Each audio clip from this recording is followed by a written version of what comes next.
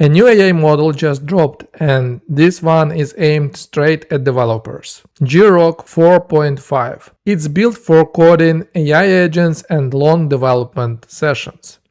I've already started using it in Cursor, mainly because it's currently 50% off. Before Grok 4.5 came out, I mostly used Claude models, so I have a good baseline for comparison.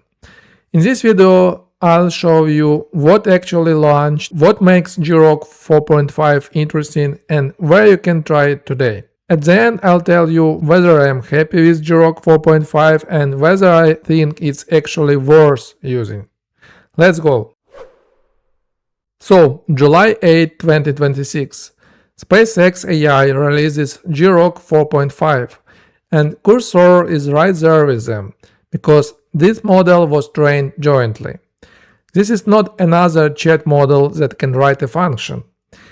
They're calling it their smartest model for coding, agentic tasks, and knowledge work. The first one they've built for more than software engineering alone. Elon Musk framed it pretty bluntly on X.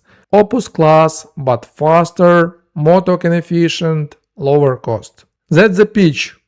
Whether the marketing holds up on your code base is something you'll test yourself.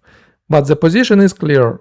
They want this in the same conversation as their frontier coding models, without the frontier invoice. Here is the part most people will miss if they only read the headline. Grok 4.5 is a mixture of experts model, and they train it with a very specific goal. Long, messy, multi-step work. Not complete this line, more like dig through a repo, use tools, recover from mistakes, verify the result. Cursor says training included trillions of tokens of Cursor data, real interactions with code bases and tools, how developers work, how agents stumble, how they recover.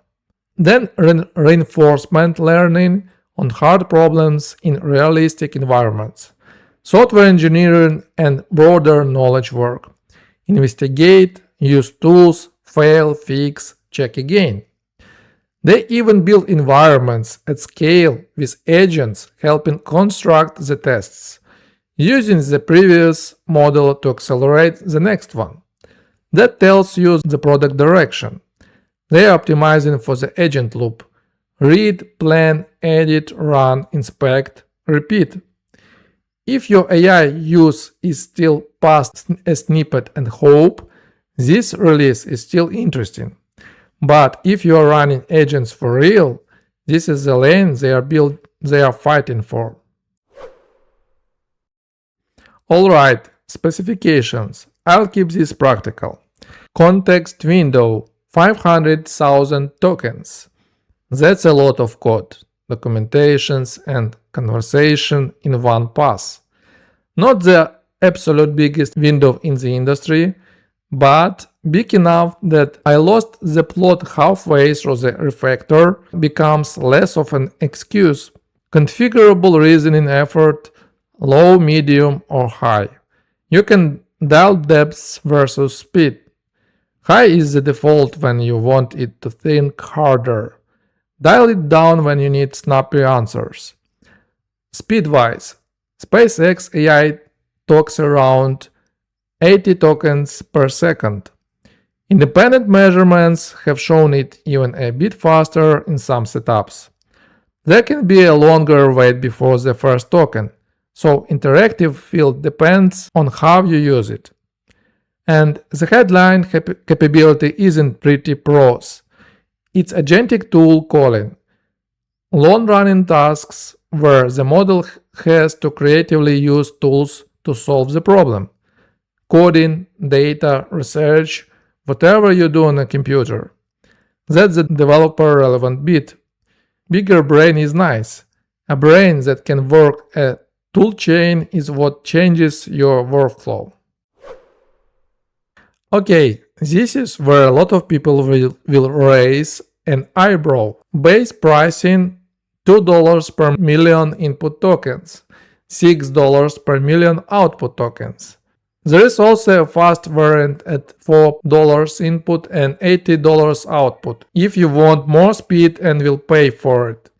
Put the next two models that sit around $5 input and $25 to $30 output, and you see the strategy.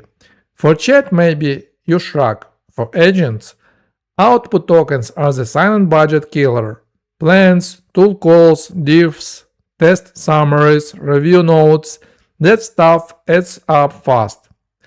SpaceX AI also claims roughly 2 times greater token efficiency than comparable leading models.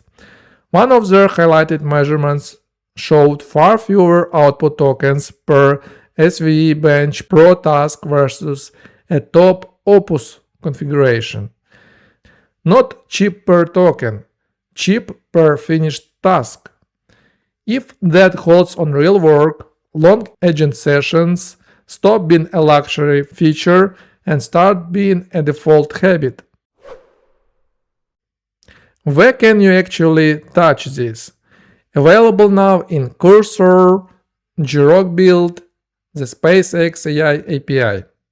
On Cursor plans, Grok 4.5 is the first-party model pool with significant included usage, and for the first week they are doubling that usage.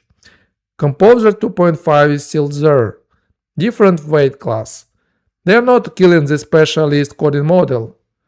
They are shipping a bigger, broader flagship next to it. So you are not waiting for coming soon, you can try it today. So I started using Grok 4.5 on July 9th, mainly because it's currently 50% off. I was also curious to see how well it would perform. Since it's so inexpensive right now, I've been using it for almost everything, not just long-running or difficult tasks. Before Grok 4.5 came out, I mostly used Claude models, especially Claude 4.6 Sonnet medium thinking. If the results weren't good enough, or the task was more challenging, I'd switch to Claude Sonnet 5 Thinking High or GPT 5.5 Medium.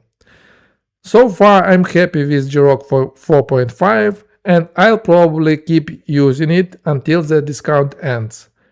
I have much more challenging tasks coming up soon, so I'll have a better chance to evaluate it.